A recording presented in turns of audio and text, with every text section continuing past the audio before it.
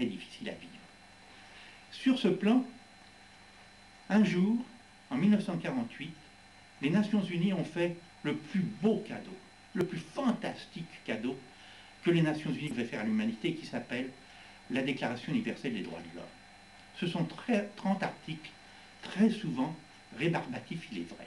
Mais, revenons-en de nouveau au départ.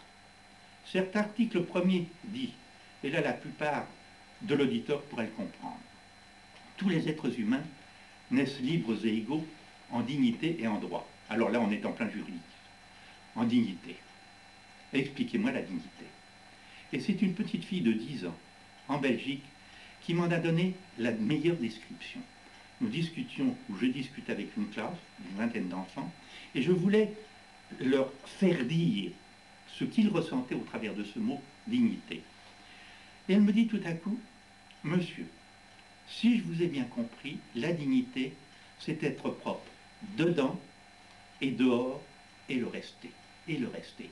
Donc vous voyez, il y a cette double dignité, la dignité physique et la dignité mentale.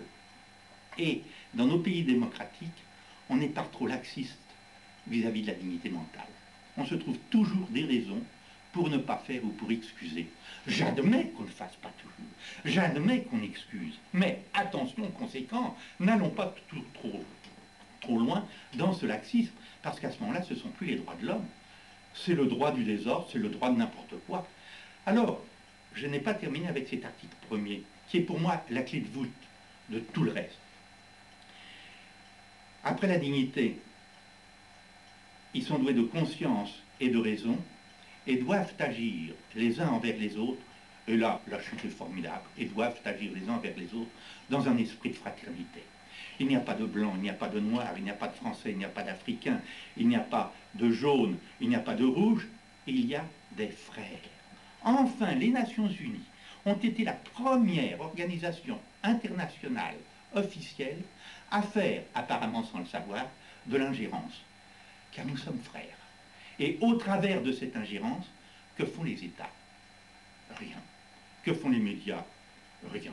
Elles en parlent, c'est rébarbatif. Eh bien, trouvons des pédagogies actives pour faire en sorte que ce ne soit pas actif, mais vivant, afin qu'on cesse de se tuer. Afin que, enfin, nous soyons frères, c'est peut-être aller trop loin, mais presque amis. Et je pense que là, si l'école s'interrogeait, si l'école mettait à plat ce qu'elle communique, si l'école était plus en vie face à la réalité, je crois que bien des choses dans les programmes, et particulièrement dans l'enseignement de la littérature et de l'histoire, les choses changeraient beaucoup plus.